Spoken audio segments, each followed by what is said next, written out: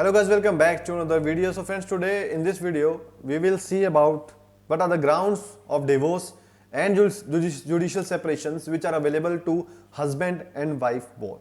In the end, we will also see certain rights or grounds which are available to wife only. So for that purpose you have to watch the video till end without skipping it. So firstly we see the grounds of divorce under the Hindu Marriage Act. The first ground is adultery.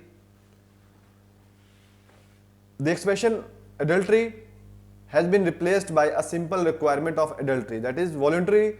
Adultery means voluntary sexual intercourse with any persons other than his or her spouse is deemed as adultery. Now even a single act of adultery may constitute a sufficient ground for obtaining a for getting a decree of divorce under the Hindu Marriage Act. To constitute a ground for decree of divorce, the sexual intercourse complained must have taken place after the solemnization of marriage with the petitioner. Because pre-marriage unchastity of the wife or the pre-marriage sexual relation of the husband with some other woman is not a ground of divorce. It must have been taken place after the solemnization of the first marriage. It is also necessary that such intercourse must be intercourse with a person other than his or her spouse, then it is known as adultery.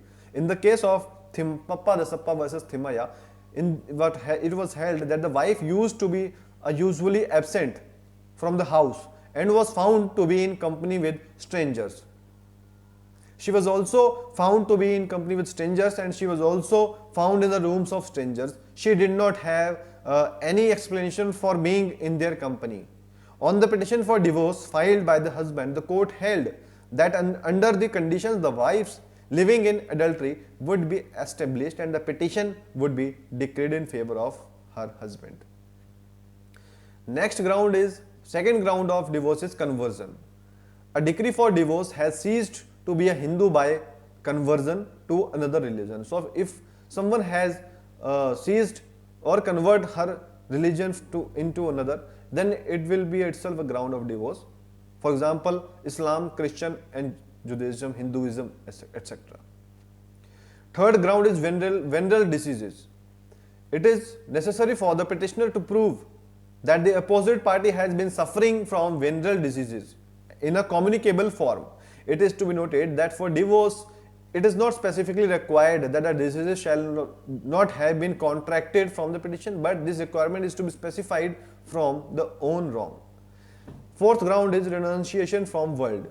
Renunciation is regarded as tantamount to civil death and therefore it is given as a ground for decree of divorce. A person, however, does not become a sannyasi by merely declaring himself sannyasi or wearing clothes of sannyasi.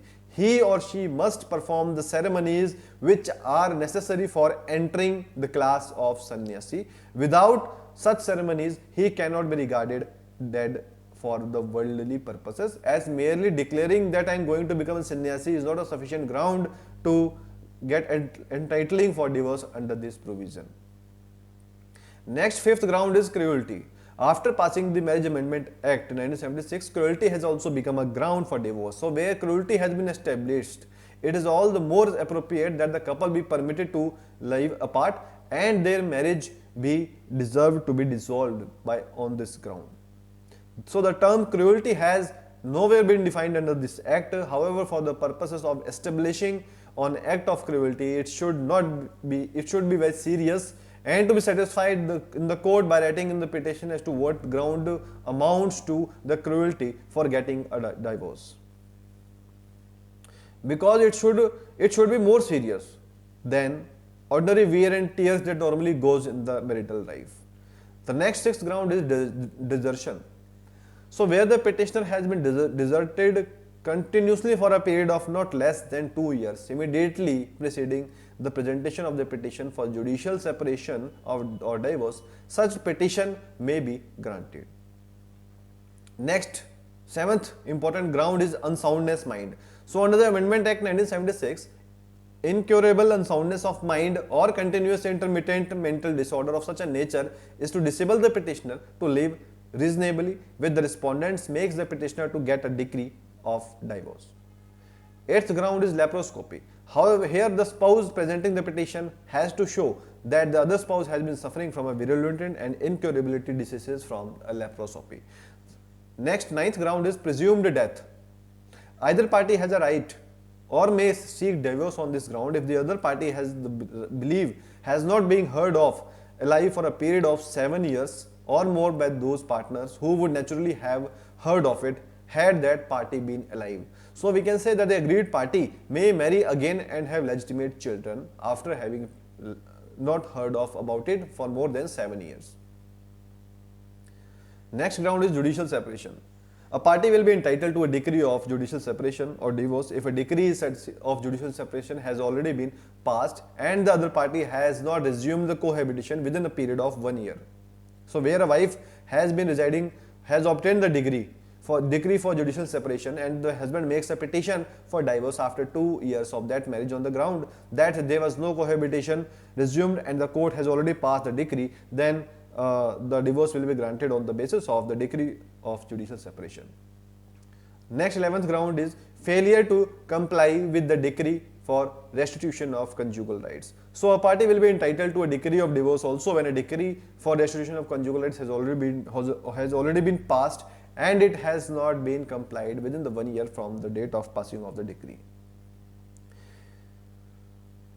In this case, if you see, a recent decision has also been declared by the Delhi High Court in a latest decision that the woman's calls a hubby, mota hathi is enough reason to seek divorce on the ground of cruelty.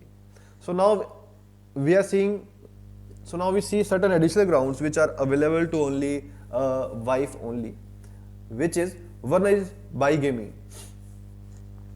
A wife may also present a petition for the dissolution of her marriage by a decree for divorce on the ground that in case of any marriage solemnized before the commencement of this act, then any other wife of her husband married before such commencement was alive at the time of solemnization of the marriage of the petitioner. So provided that in either case of the other wife is alive at the time of presentation of the petition, bigamy is also an offense. A wife may file a petition.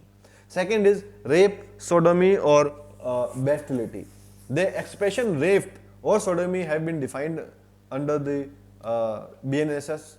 So a carnal intercourse against the order of the nature with any man, woman or animal is an unnatural carnal intercourse. So non-resumption of cohabitation after decree, where the decree or order has already been passed against the husband, awarding the maintenance to the wife in a suit under section 18 of the Hindu Adoption and Maintenance Act, and after the passing of such decree, cohabitation between the parties has not been resumed for 1 year or upwards, then the decree of divorce can be granted on this basis. Third is option of puberty. So where the wife's marriage was solemnized before she attained the age of 15 years and she repudiated the marriage after attaining that age but before attaining the age of 18 years. In the case of Bathula Ilahi versus Bathula Devamma, the court granted the decree after the wife had attained the age of 18 years and the wife in this case had repudiated the marriage before attaining the age of 15 years, because after living with the husband for some times she would realize that it would be dangerous for him to live with him anymore. So puberty, option of puberty is also a ground of divorce under the Hindu Marriage Act. So friends, these are the grounds which we have discussed today, which are available some to husband and wife, and